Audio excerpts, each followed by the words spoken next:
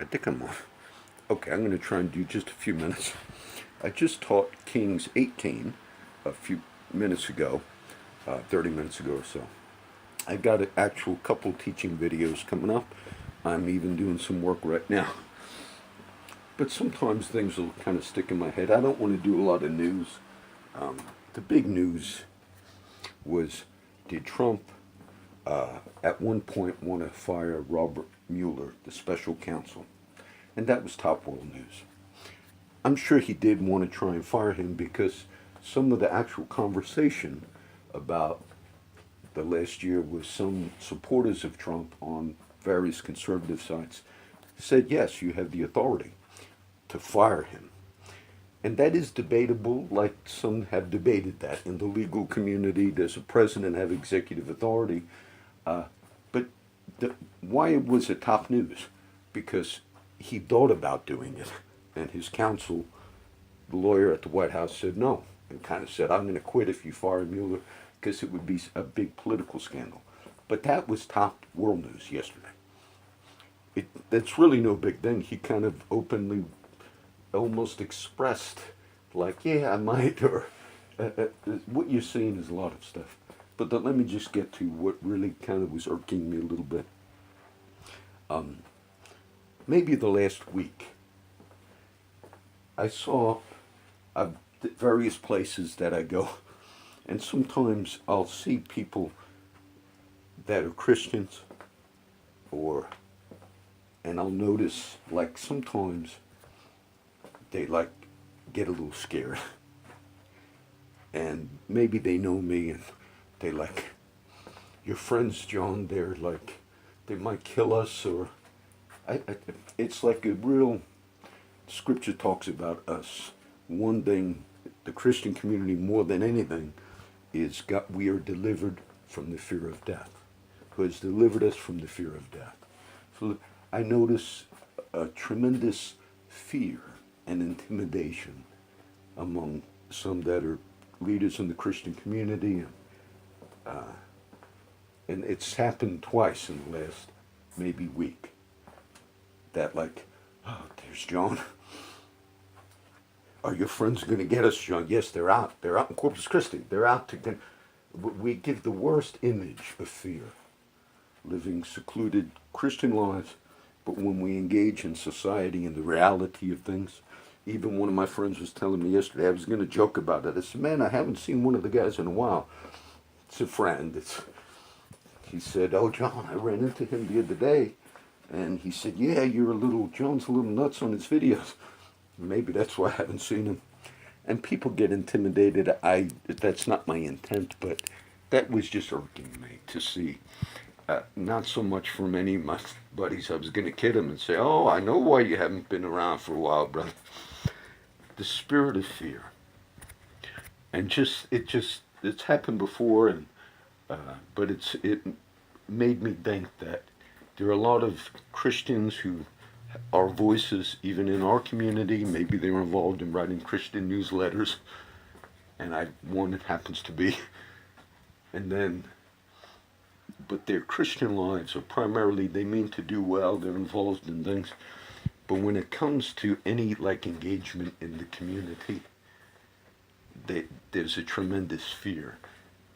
Some of my friends, just in general, like, they'd be very afraid to have to be out at a store, maybe go to church to a buffet or whatever, and then, like, oh, there's a homeless guy.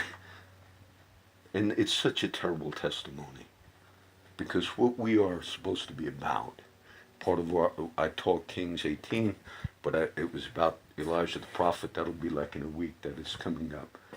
And Paul says that we would have boldness. And so I would just encourage, everyone's not going to be on the streets and interacting, but most of all, even my friends could tell, like, when people are just so afraid. And if you have that fear and you're writing a Christian paper, I saw somebody that writes a Christian paper, but he had that thing like, there's John. Enter more into what the early Christians were about.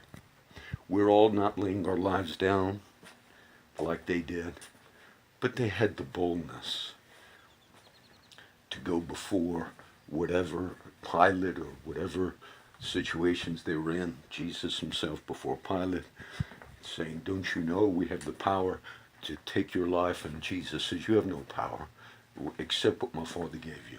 So I would just encourage, if you want to be a voice, whether it's videos, websites, whatever, you must overcome that, okay? You have to overcome that.